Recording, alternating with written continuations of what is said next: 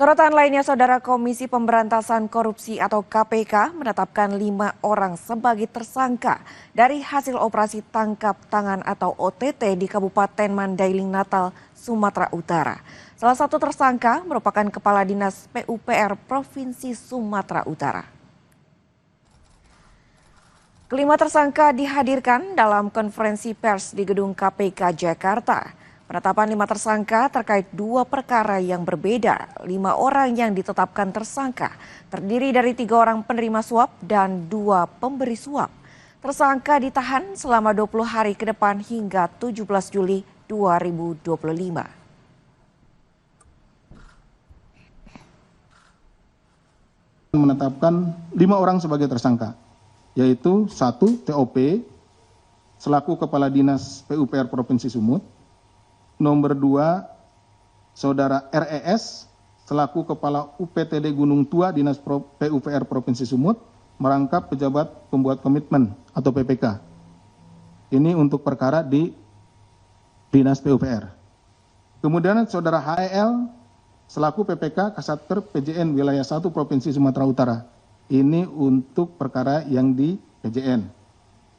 Saudara KIR selaku Direktur Utama PT DNG dan Saudara RAY selaku Direktur PTRN. Ini adalah pihak swasta yang memberikan suap kepada 3 orang tadi. Sebelumnya KPK melakukan operasi tangkap tangan di Mandailing Natal, Sumatera Utara pada Kamis malam 26 Juni 2025.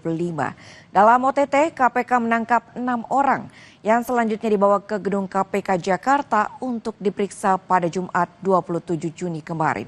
Juru bicara KPK Budi Prasetyo menyebut OTT dilakukan terkait dugaan korupsi pembangunan jalan di Dinas PUPR Sumatera Utara serta Satuan Kerja Pembangunan Jalan Nasional Wilayah 1 Sumatera Utara. KPK telah melakukan kegiatan tangkap tangan di wilayah Mandailing Natal, Sumatera Utara, bahwa kegiatan tangkap tangan tersebut terkait dengan dugaan tindak pidana korupsi pada proyek pembangunan jalan di Dinas PUPR dan juga reservasi jalan di PJN Wilayah 1 Sumatera Utara. Bahwa pada kegiatan tangkap tangan tersebut KPK telah mengamankan sejumlah 6 orang. Terkait OTT KPK atas dugaan korupsi proyek pembangunan jalan di Sumatera Utara, KPK menyegel kantor Balai Besar Pelaksana Jalan Nasional, Satuan Kerja Pelaksanaan Jalan Nasional Wilayah 2 Sumatera Utara di Jalan Busi, Medan. Pada pintu kantor tersebut ditempel stiker bertuliskan dalam pengawasan KPK. Pada stiker tertulis penyegelan dilakukan selama 2 hari pada 27 hingga 28 Juni 2025.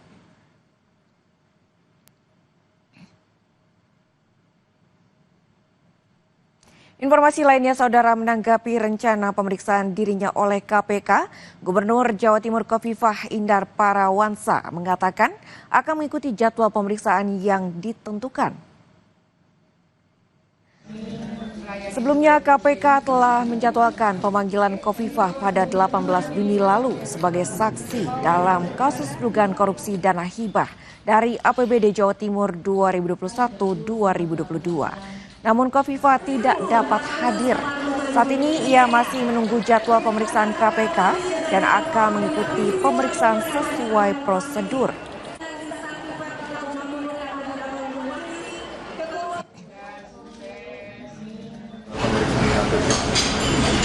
Kita menunggu sesuai prosedur aja, ya.